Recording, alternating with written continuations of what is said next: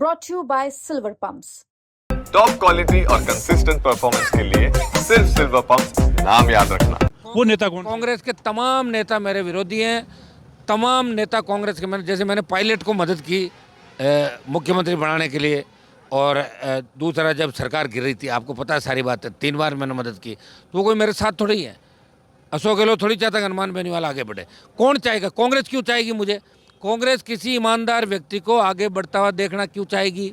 और जो लोग नेता है ही नहीं और जिन्हें किसी को प्रदेश अध्यक्ष बना दिया, जिनको कुछ बना दिया, उनको कह दो निर्दलीय लड़ लो या खुद की पार्टी बनाओ, उनकी औकात थोड़ी निर्दलीय लड़ने की।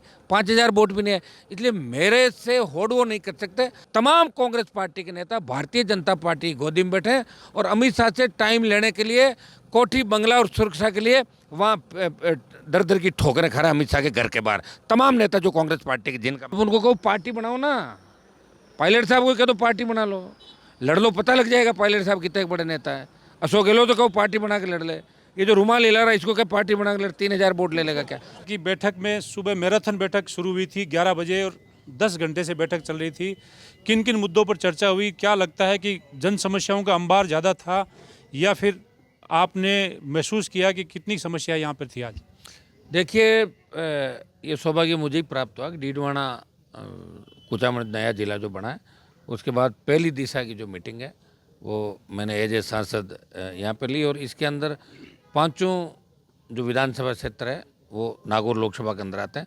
नागौर के अंदर तो कुछ मेड़ता डेगना राजसमंद लोकसभा का इलाका भी आता है, लेकिन यहाँ के 5 विधानसभा क्षेत्र एज ए सांसद मेरा इलाका है। और दिशा का मेन पर्पज ये है कि केंद्र और स्टेट की जो योजनाएं, इनको एक साथ क्रियान्वित कैसे हो। और ये सबसे महत्वपूर्ण कमेटी है दिशा कमेटी, जिसमें कलेक्टर मेंबर सेक्रेटरी होते हैं।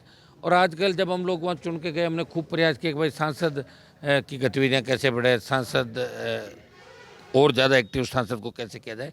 तो district electric committee, road safety, JJM, 3, 4, 5 कमेटियों के अंदर सांसद चेयरमैन भी है इसके अंदर।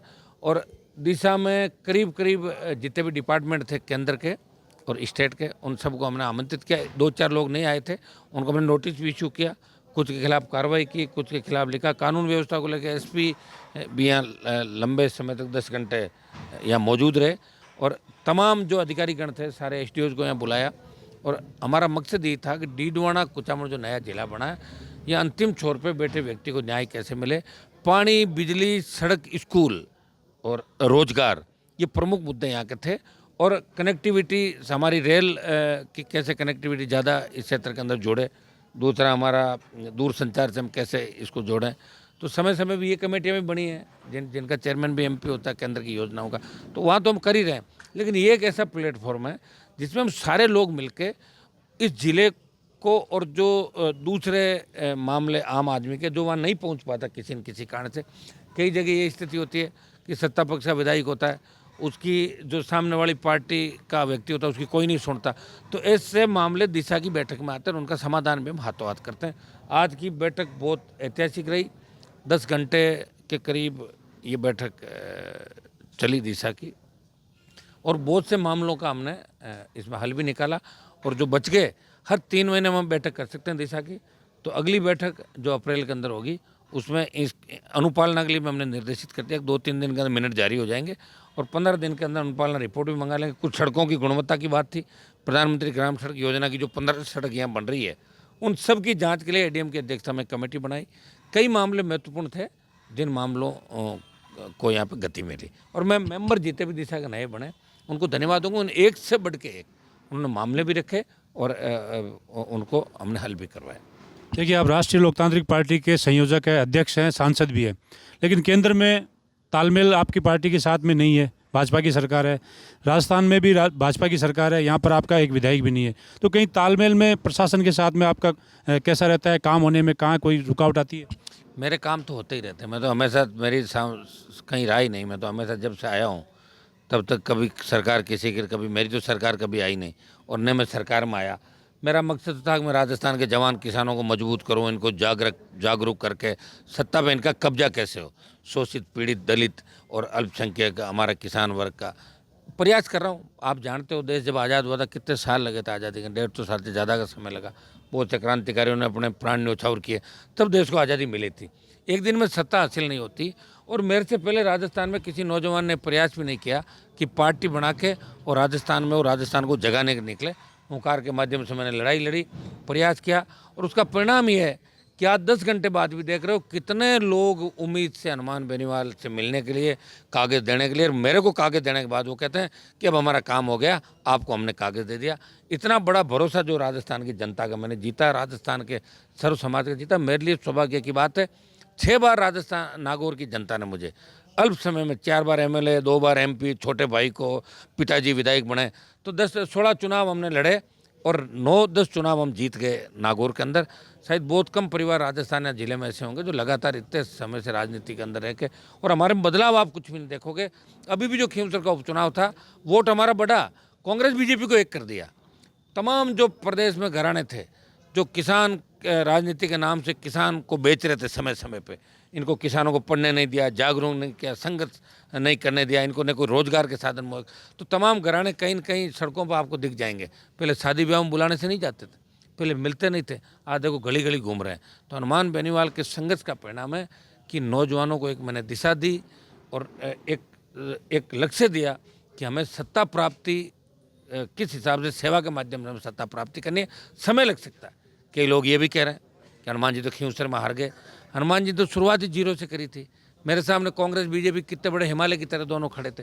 उनको खींवसर का आप रिजल्ट देखोगे, 3 बार BJP की जमानत जब्त मेरे सामने हुई और 5 बार कांग्रेस की हो चुकी है। अब फिर चुनाव होते रहेंगे, जीतते रहेंगे, मैं MP हूँ, लड़ता रहूँगा। लोग कह रहे हैं आपके MLA नहीं है। मेरे 3 MLA थे, खूब लड़ाई उन्होंने लड़ी। मैं पिछली बार था, मोदी की सत्ता को ठोकर मार के किसानों के लिए जब हरियाणा, UP, दिल्ली, पंजाब में लोगों ने सादत नहीं दी, मैंने मेरा पूरा जो राजनीतिक कैरियर है वो किसान कौम के लिए समर्पित करके मोदी की सत्ता को ठोकर मारी।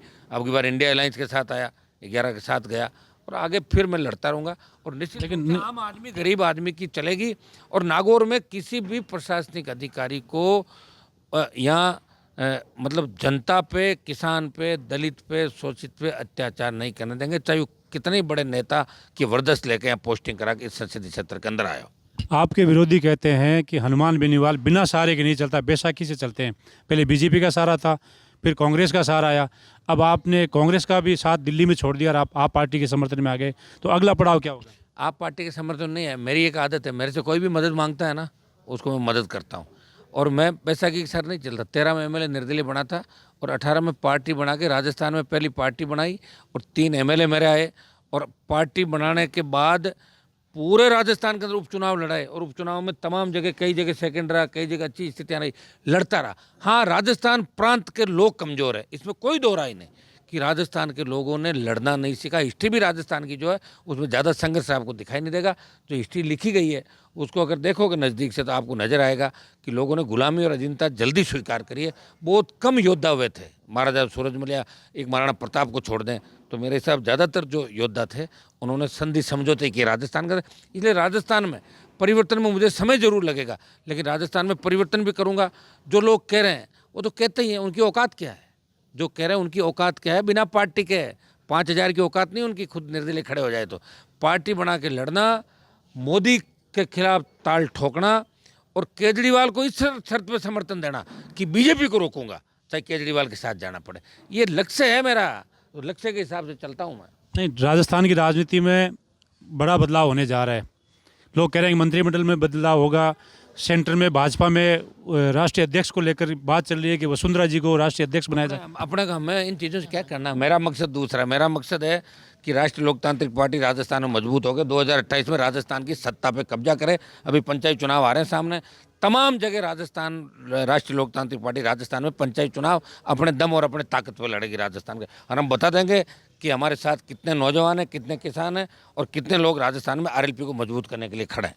लेकिन आपके साथ जो लड़ाके थे वो छोड़ के चले गए, बड़े बड़े जो कायर थे वो छोड़ के चले गए। असली लड़ाके मेरे साथ हैं, मैं होना चल रहा हूँ और सब लड़ाके साथ चल रहे हैं। देखो आप 10 घंटे चल रहे हैं सारे लड़ाके। अगर वसुंधरा जी को BJP की राष्ट्रीय अध्यक्ष बना दिया जाता है तो उस पर आप क्या कहेंगे? अब वो जाना है, मुझे क्या करना, BJP कांग्रेस है। जब मैं कह रहा हूँ कांग्रेस BJP के खिलाफ हूँ, मैं किसी को बना दो। जब भजनलाल को मुख्यमंत्री बना दिया, मैंने क्या कर लिया? क्या काबिलियत थी क्या उन्होंने मुख्यमंत्री के बना दिया उनको? भजनलाल जी को आप मुख्यमंत्री काबिल नहीं मानते हैं? तो हमेशा यही कहता हूँ, है ही नहीं, काबिलियत होती तो आज ये हालात थोड़ी होते राजस्थान के अंदर। ऐसा ही भर्ती को लेके, दूसरे मामले को लेके, जिस तरह राजस्थान का जवान सड़कों पे, भाजपा ने जिस बात को लेके वोट लिया राजस्थान के अंदर, एक भी वादे पे बीजेपी खरी नहीं उतरी। कांग्रेस से मिलकर उपचुनाव लड़ा और सिर्फ कांग्रेस के 2-3 नेता जो पेपर लीक और दूसरे मामलों में जेल जा रहे थे, उनको ये कह दिया तुम्हें जेल में डाल देंगे, नहीं तो उपचुनाव में इस तरीके से करो। उन्होंने टिकट बांट दिए और कांग्रेस को बेच दिया, उन्होंने कांग्रेस की सुपारी दी। यही हाल राजस्थान के अंदर कांग्रेस। और कांग्रेस का कौन सा ऐसा नेता मुझे बताओ ना जो बीजेपी के संपर्क में नहीं है। सरकार गिराने से लेके अब तक मैं सारे ऊपर से नीचे नेताओं को जानता हूं, जो 1 दर्जन नेता सारे बीजेपी के नेताओं की गोदी के अंदर बैठे। कुछ नेता बीजेपी से छोड़ो ही कांग्रेस के कुछ कांग्रेस के नेता आपके बहुत बड़े विरोधी हैं, वो ये नहीं चाहते कि हनुमान बेनीवाल कांग्रेस के करीब आए। वो नेता कौन? कांग्रेस के तमाम नेता मेरे विरोधी हैं। तमाम नेता कांग्रेस के, जैसे मैंने पायलट को मदद की मुख्यमंत्री बनाने के लिए, और दूसरा जब सरकार गिर रही थी, आपको पता है सारी बात है, 3 बार मैंने मदद की। तो वो कोई मेरे साथ थोड़ी है। अशोक गहलोत थोड़ी चाहता कि हनुमान बेनीवाल आगे बढ़े। कौन चाहेगा? कांग्रेस क्यों चाहेगी मुझे? कांग्रेस किसी ईमानदार व्यक्ति को आगे बढ़ता हुआ देखना क्यों चाहेगी? और जो लोग नेता है ही नहीं और जिन्हें किसी को प्रदेश अध्यक्ष बना दिया, जिनको कुछ बना दिया, उनको कह दो निर्दलीय लड़ लो या खुद की पार्टी बनाओ, उनकी औकात थोड़ी निर्दलीय लड़ने की। 5000 वोट भी नहीं है, इसलिए मेरे से होड़ वो नहीं कर सकते। हाँ सही है, कांग्रेस बीजेपी का संगठन है, 50 साल से चल रहा, कोई 60 साल चल रहा, कोई 70 साल चल रहा। हमारे पास संसाधन नहीं है, हम जवान की आवाज़ बन के हर समय हर वर्ग के लिए लड़ते हैं, इसलिए तकलीफ जरूर पड़ रही है। लेकिन जो सम्मान इस देश के अंदर मुझे मिला, इस राजस्थान में किसी नेता को इतना सम्मान इस देश के अंदर नहीं मिला। और कांग्रेस के जिन नेताओं के बारे में आप बार बार बात कर रहे हो, उनका भी कोई फ्यूचर नहीं है, सीएम नहीं बनेंगे, और वो बीजेपी की गोदी में पहले बैठे थे और अब दूसरे वाले जाके बैठ गए। तमाम कांग्रेस पार्टी के नेता भारतीय जनता पार्टी की गोदी में बैठे हैं और अमित शाह से टाइम लेने के लिए, कोठी बंगला और सुरक्षा के लिए वहाँ दर दर की ठोकरें खा रहा है अमित शाह के घर के बाहर। तमाम नेता जो कांग्रेस पार्टी के, जिनका मैंने हाल ही में आपने एक बयान दिया था किरोड़ी जी पे कि अगर वो मेरे साथ रहते तो आज ये नहीं होता, तो उसको लेकर आप वापस क्या कहेंगे अपने? अब ठीक ही चलेगा, आप चिंता ही मत करो आप, है ना। किरोड़ी जी का अलग युग था, बड़े मजबूत, आपने ये कहा था उन्होंने गलती कर दी, बड़े मजबूत नेता थे, संघर्षशील थे। लेकिन उस समय अगर साथ छोड़ के नहीं जाते तो निश्चित रूप से उस समय 40 सीट हमारी आती और अभी 23 के अंदर 100 सीट आती। मैं तो लड़ ही रहा हूँ ना, मैं थोड़ी गया किसी का। आप बार बार ये कह रहे हो कि हनुमान बेनीवाल तो राजस्थान को जगा रहा है, मरे हुए लोगों में प्राण फूंकने की कोशिश कर। तुम मरे हुए उठो, जागो, लड़ो, ताकतवर बनो। लेकिन हिस्ट्री नहीं है ना, कहाँ से बनेंगे ताकतवर? मैं तो ताकतवर हूँ, मेरी ताकत में तो कोई कमी नहीं, अकेला ही लड़ रहा हूँ। पार्लियामेंट में भी अकेला हूँ, विधानसभा में अकेला लड़ता था। और जिनके पीछे पड़ा उनको दिन में तारे दिखाए, हो सकता है 5 साल लगे, 7 साल लगे, 10 साल लगे, लेकिन उन सबको सही जगह पर बिठा दिया। और भी लोग आने वाला समय ठीक रहेगा, आप चिंता नहीं करें। लोग एक बात और कहते हैं कि हनुमान बेनीवाल का ज़्यादा बोलना, या जिसको कहते हैं कि हनुमान बेनीवाल का बड़बोलापन उनके ग्राफ में कुछ गिरावट लाया है। आप क्या मानते हैं? मेरा ग्राफ कैसे गिरा? 18 में 8.5 लाख लाया मैं, अब 10 लाख लाया। आप जिनके नेताओं के बार बार कांग्रेस बीजेपी वालों का नाम ले रहे हो, आप उनको कहो पार्टी बनाओ ना।